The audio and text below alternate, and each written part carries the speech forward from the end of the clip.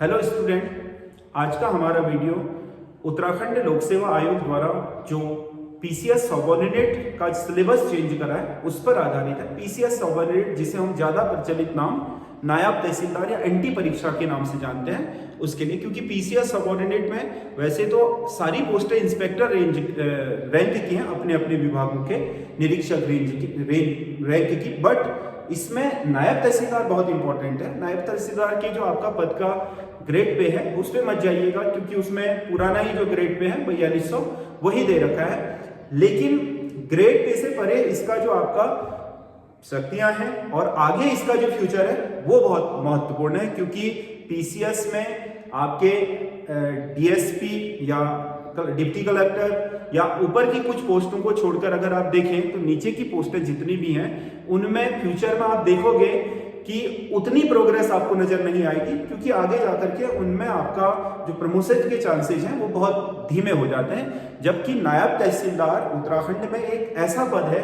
जिसमें अगला पद आपको तहसीलदार का मिल जाता है और उससे अगला पद एसडीएम का।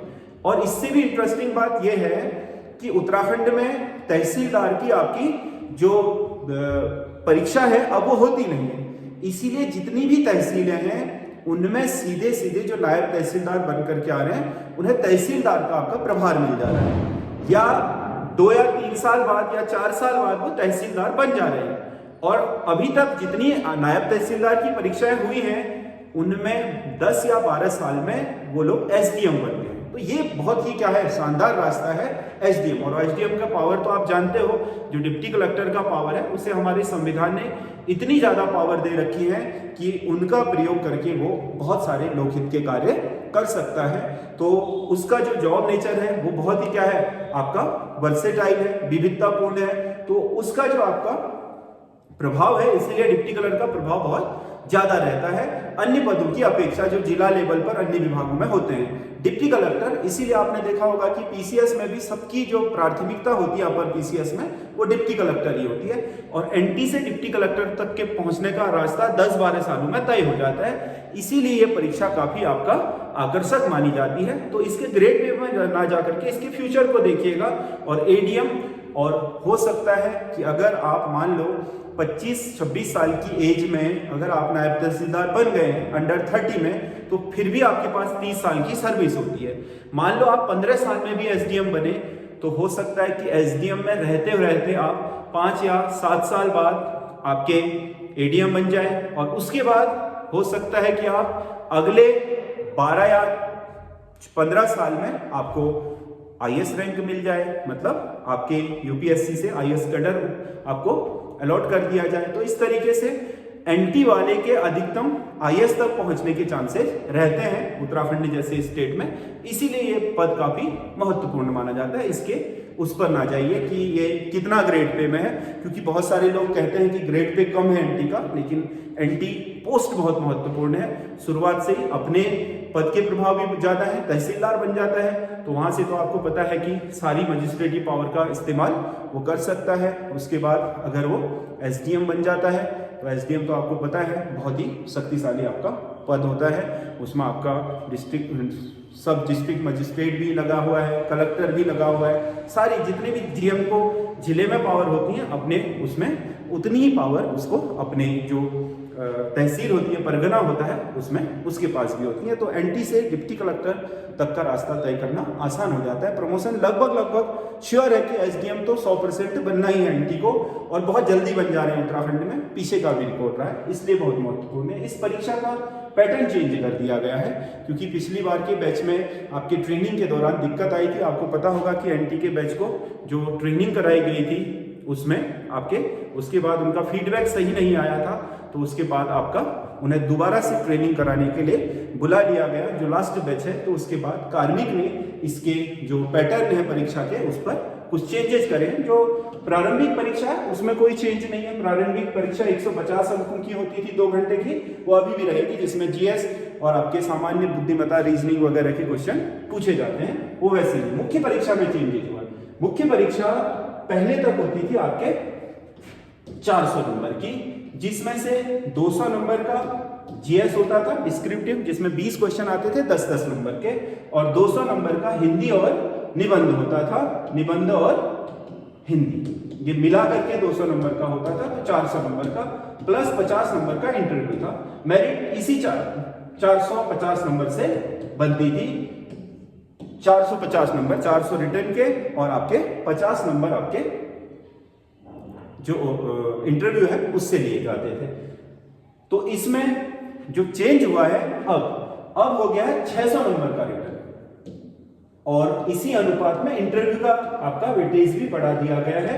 तो ये अब 675 नंबर की लिखित और इंटरव्यू परीक्षा होगी, इसी से मेरिट लगेगी। क्योंकि आपको पता है कि जो प्री है आपका पीसीएस का, वो केवल क्वालिफाइंग होता है, चाहे अपर पीसीएस हो चाहे लोअर पीसीएस हो। तो लोअर पीसीएस में आपके इन्होंने प्रश्न पत्र कर दिए हैं 1, 2, 3, 4। पहला प्रश्न पत्र भाषा का, हिंदी भाषा 100 नंबर की होगी, 2 घंटे का समय होगा। द्वितीय प्रश्न पत्र निबंध का है, इसमें आपके 100 नंबर का होगा, 2 घंटे का समय होगा। तीसरा प्रश्न पत्र 200 नंबर का और चौथा 200 नंबर का। 200 नंबर के 2 सामान्य अध्ययन, यानी कि सामान्य अध्ययन आपका 100 नंबर का, 200 नंबर का सामान्य अध्ययन बढ़ा दिया गया। इसमें उत्तराखंड को वेटेज प्रदान भी कर दिया गया, उसके साथ अन्य विविधताएं भी इसमें लाई गई हैं। हिंदी में भी थोड़ा बहुत आपके चेंज आया है, जैसे कि आपका इसमें सिलेबस नीचे इसका उपलब्ध है। अगर आप देखोगे तो हिंदी में देखो, इन्होंने पहला जो पार्ट करा है 10 नंबर का, इसमें हिंदी का पूरा जो व्याकरण है उससे दे दिया है। 10 नंबर का, 15 नंबर का शब्दकोश से दे दिया है, 10 नंबर का वाक्य से दे दिया है, 15 नंबर का अपठित गद्यांश से दे दिया है, हिंदी आलेखन से दिया है आपका 15 नंबर का, जिसमें आपका सरकारी पत्र, अर्ध सरकारी पत्र या उससे संबंधित चीजें हैं। उसके बाद अगला दिया है इसने निबंध का 100 नंबर का। निबंध में आपके इसमें लिखा है इस प्रश्न पत्र में 2 खंड होंगे और वो प्रत्येक खंड से निम्नलिखित में से किसी एक विषय पर लगभग 700 शब्दों में निबंध, यानी कि 700 शब्दों के निबंध होंगे। एक खंड ये होगा जिसमें आपका अंतरराष्ट्रीय, राष्ट्रीय, पर्यावरण, जो भी समसामयिक मुद्दे राष्ट्रीय और अंतरराष्ट्रीय स्तर के हैं उस पर, और दूसरे खंड से उत्तराखंड के विविध जो पहलू होते हैं, उत्तराखंड की आपकी संस्कृति है, महिला सशक्तिकरण है, इतिहास है, उत्तराखंड का साहित्य है, उत्तराखंड में प्राकृतिक आपदाएं हैं, इन सब से आपका क्वेश्चन आएगा। बाकी दूसरा प्रश्न पत्र आपका सामान्य अध्ययन का जो तीसरा प्रश्न पत्र है 200 नंबर, भारत का इतिहास, कला एवं संस्कृति और समाज। तो इसमें पूरा आपका इतिहास और समाजशास्त्र सम्मिलित किया गया है। उसके साथ साथ उत्तराखंड का इतिहास, कला, संस्कृति एवं समाज, ठीक इंडिया के पैरेलल जो उत्तराखंड में चीजें हुई हैं इतिहास और संस्कृति और समाज में, वो सारी चीजें इसमें सम्मिलित कर दी गई है। तो इसमें लगभग 100 नंबर का भारत के परिप्रेक्ष्य में, लगभग 100 नंबर का आपका उत्तराखंड के परिप्रेक्ष्य में क्वेश्चन पूछे जाएंगे। और उसके अलावा इसमें भारतीय संविधान, राज्य व्यवस्था और प्रशासनिक व्यवस्था, यानी कि इंडियन कॉन्स्टिट्यूशन और पब्लिक एडमिनिस्ट्रेशन पूछा जाएगा।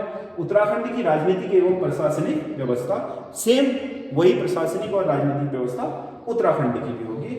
और इसके साथ ही सामान्य विज्ञान, प्रौद्योगिकी एवं पर्यावरण, साइंस एंड टेक्नोलॉजी, और क्या है पर्यावरण, एनवायरमेंट, ये आपके पीसीएस अपर में भी पूछा जा रहा है। आप देखोगे प्रश्न पत्र 3 मेंस का सेम वैसा ही आपका इसको बना दिया गया है। और उसके अलावा आपका मानवीय मूल्य, कार्य संस्कृति, सिविल सेवा में अभिरुचि, इन्होंने इस बार एथिक्स भी शामिल कर दी है। जो सिविल सेवा जो उत्तराखंड का अपर पीसीएस है उसमें जो आपका एक पेपर पूरा का पूरा इन्होंने जो किसका डाल दिया है, एथिक्स का डाल दिया है, उसी को इसमें भी सम्मिलित कर दिया गया है।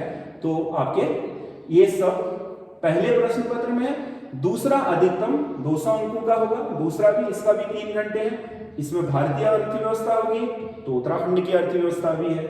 इसके अलावा आपका भारत का भूगोल है, तो इसमें आपका उत्तराखंड का भूगोल भी होगा।